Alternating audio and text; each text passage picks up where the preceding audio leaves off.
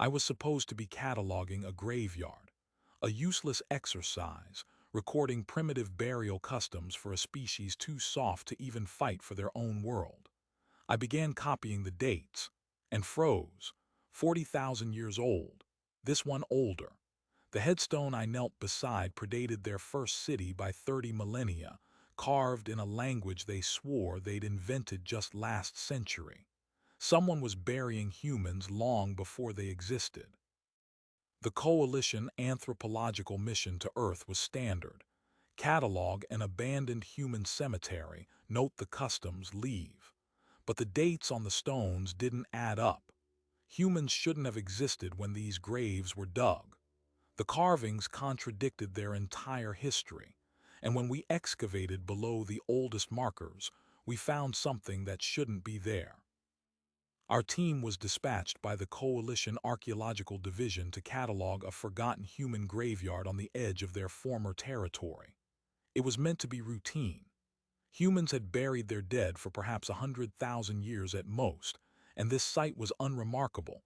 A fog-choked hillside, weathered stones, an atmosphere so thick with moisture it clung to our scales.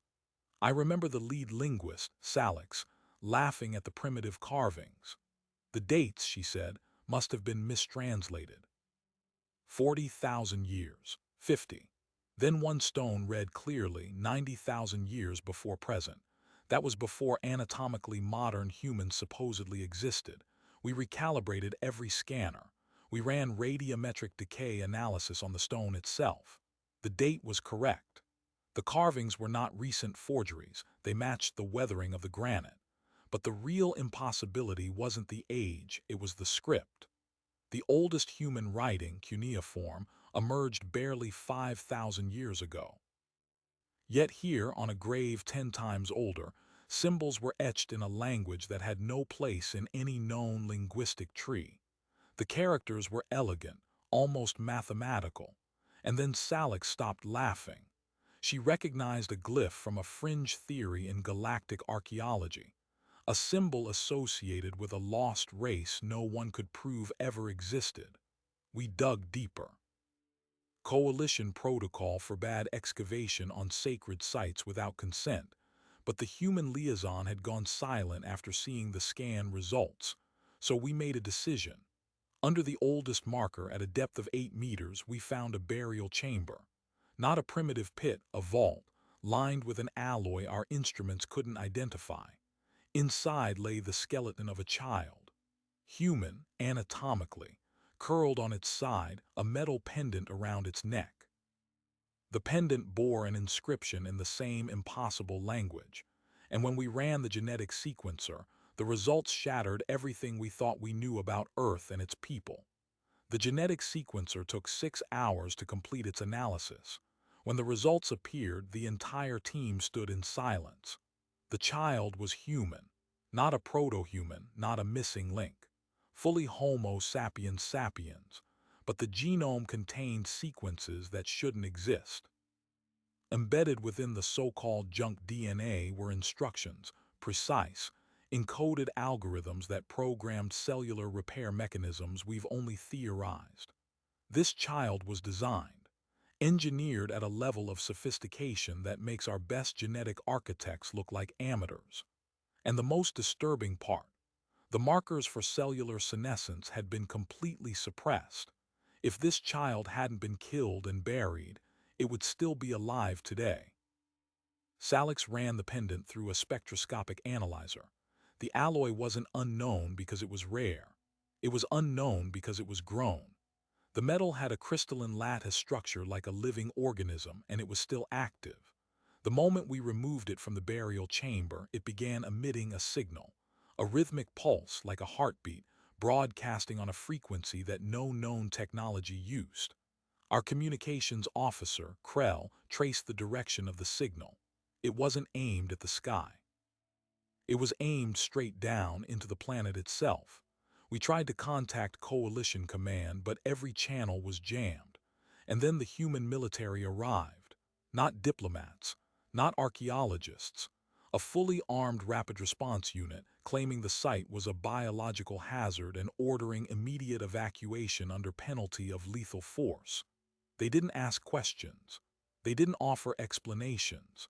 They just pointed their weapons at us and repeated the order. I've faced death worlds and hostile fauna, but nothing had prepared me for the cold efficiency of human soldiers staring down an unarmed science team. We were escorted to a containment facility.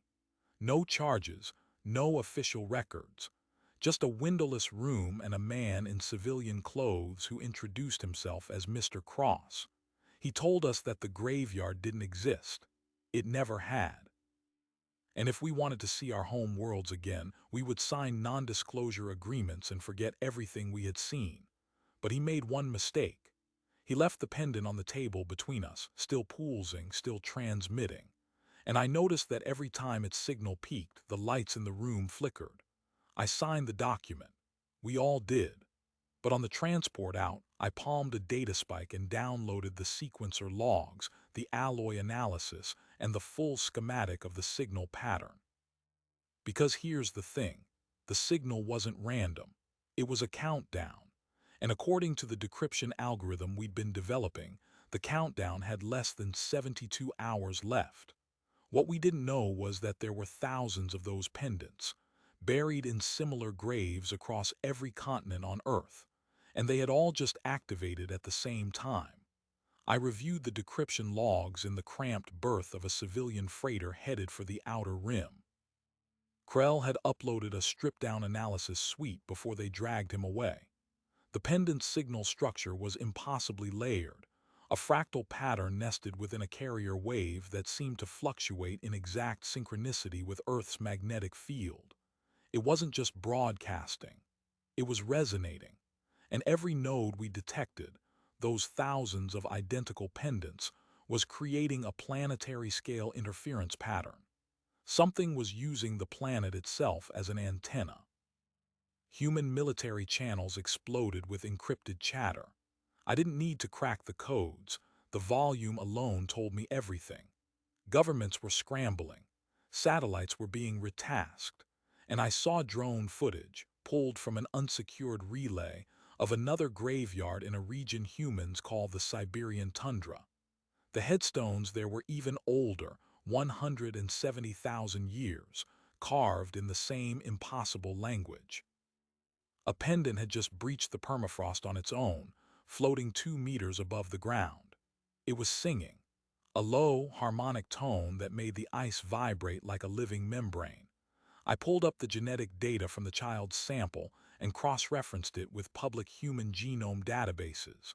Most of it was restricted, but the basics were accessible. What I found made my scales go cold. Every living human carries dormant versions of those same engineered sequences. They're inactive, heavily methylated, locked behind epigenetic barriers. But the pendant's signal was tuned to a specific frequency, one that could theoretically demethylate those regions and awaken the code. The countdown wasn't a warning. It was an activation timer. I needed to know what those genes were designed to produce. So I ran a simulation using a standard expression model. The predicted protein folding cascaded into forms I'd only seen once before, in a classified coalition report on precursor civilizations. The structures were biomechanical, living circuitry. If the genes were activated, a human wouldn't just gain enhanced repair. They would become a node in a sentient network capable of communicating across stellar distances. The pendants weren't grave markers.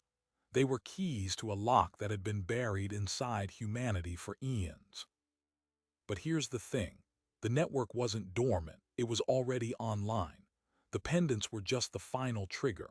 And when I traced the signal's intended recipient, I didn't find a device or a station. I found a location. Beneath the Earth's mantle, at a depth of 2,900 kilometers, something enormous was cycling up from standby mode. The model said it had been waiting for 195,000 years. I contacted Mr. Cross. Against all protocol, I called him directly. He answered instantly, his face pale. He said 4 words. We tried to stop it. Then the line went to static, because at that exact moment every human on the planet felt a pulse, not a sound, not a vibration, a pulse inside their bones as if the earth had a heartbeat that had just missed a beat and resumed. The countdown accelerated. 24 hours became 3. 3 hours became 47 minutes. And I watched, in the feeds I could still access, as human cities fell silent. Everyone was staring at the sky or at their hands as something ancient stirred within their cells. The pendants were no longer transmitting. They were receiving. And the message coming from the core of the planet was not a greeting. It was a question, one that humanity had been asked before. And the last time they gave the wrong answer, their entire civilization was reduced to a single graveyard and a handful of children buried in unmarked vaults, waiting for a second chance. The question wasn't words. It was a sensation that bypassed language entirely. Every human on the planet experienced it differently, but the core meaning was the same. Are you worthy of what you were made to become? The previous cycle had answered with war, weaponizing the network to conquer and destroy. So the architects, whatever they were, shut it down, buried the evidence, left a handful of engineered children in stasis vaults beneath the earth, programmed to reawaken only when the signal returned. The graveyard was never a cemetery. It was a server farm, and humanity was never a natural species. They were the hardware. The pendants completed their work in 47 minutes. Across the globe, the dormant genetic sequences demethylated. The transformation wasn't visible, no sudden mutations, no glowing eyes. But every human suddenly understood something they couldn't explain. Patterns became visible. Connections between thoughts that had always seemed random now formed a clear lattice. Language barriers dissolved. A child in Mumbai and a fisherman in Norway could share a complete thought perfectly in less than a heartbeat. The network had come online. I watched the feeds as humanity collectively took its first breath as a single organism. There was no panic, no collapse. The architects had designed the activation too well. For the first hour, the entire species simply stood still, processing the flood of shared consciousness. And then slowly, they started to move again. Not as individuals, as a coordinated whole. Ambulances arrived at emergencies before they were called. Factories retooled to produce resources with perfect efficiency. Wars that had been raging for generations simply stopped because the participants could now feel each other's pain directly. There was no argument anymore, only consensus. But not everyone was at peace. Mr. Cross and his organization had spent decades trying to prevent this moment. They'd excavated dozens of vaults, removed the pendants, even attempted to suppress the genetic sequences with gene therapy. They believed the network was a trap, and they were right, but not in the way they thought. The question was genuine, and this time humanity was giving the right answer: cooperation, not conquest. The architects had built a test into the activation. If the awakened species chose conflict, the network would self-destruct, wiping the slate clean once more. If they chose unity, the network would elevate them beyond anything they'd ever imagined. But here's the cruel detail. The architects had died out long ago, consumed by their own failed experiment. The vaults were the last remnant of their existence. They'd seeded Earth and a dozen other worlds with similar potential. Hopping one species would finally pass. Every other test had failed.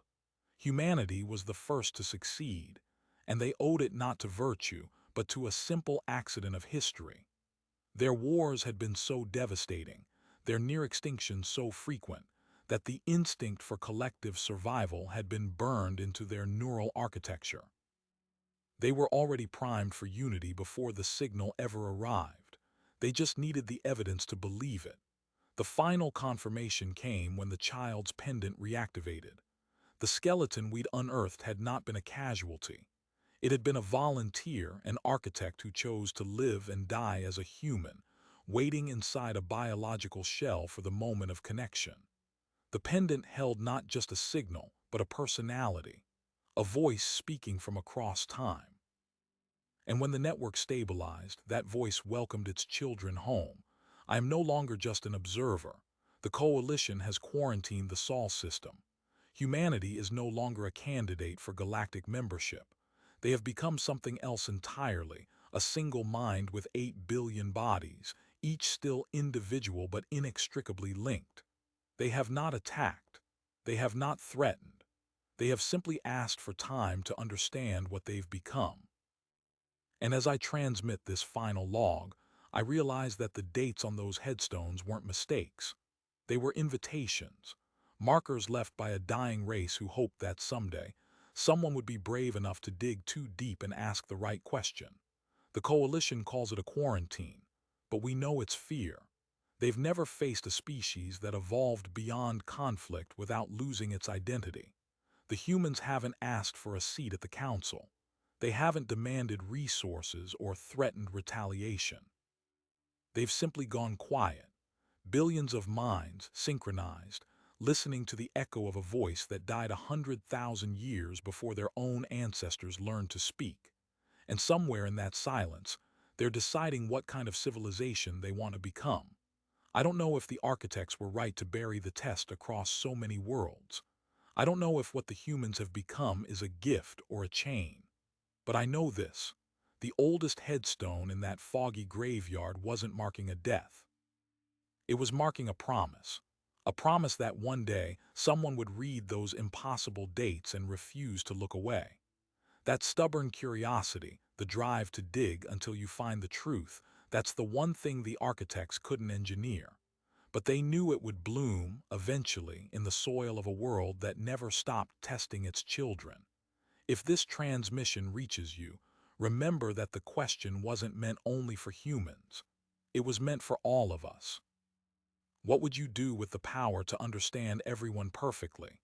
Would you choose unity, or would you reach for a weapon? That test might still be waiting beneath your own home world, sealed in a vault that's been counting down since before your species realized it was alive. Thank you for staying until the end. If stories like this one, the hidden truths buried under our assumptions, keep you up at night, then hit subscribe and ring the bell. Because I have a feeling this isn't the last time humanity will surprise the galaxy.